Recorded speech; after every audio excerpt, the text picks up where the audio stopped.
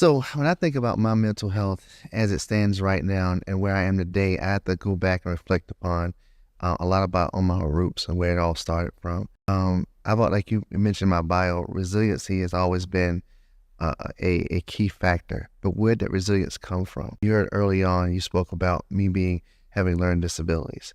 For a second, I would tell anybody to stop and think about a kid that's going through first through the sixth grade, but having to sit in a resource class. And sitting in a resource class, you've been told for 6 years that you're not smart enough, that your learning abilities will be max at the seventh grade, and that your highest paying job or your career path will be in a service orientated field.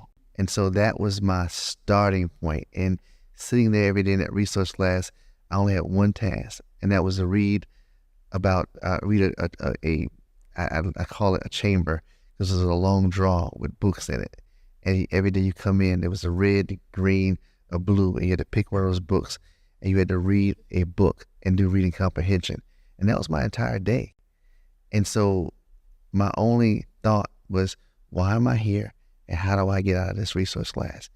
And I knew that if I accepted someone's label on my life, I accepted their journey and their destiny of how my life would turn out. And that was the start of my journey, but it was also the resiliency piece that I talk about. That resiliency came from that. And when I look at my mental health state at that time, it wasn't really good. And it transitioned not only from that point throughout my entire career. So I tell people, you may have a moment like that resource class that you can relive every day of your life.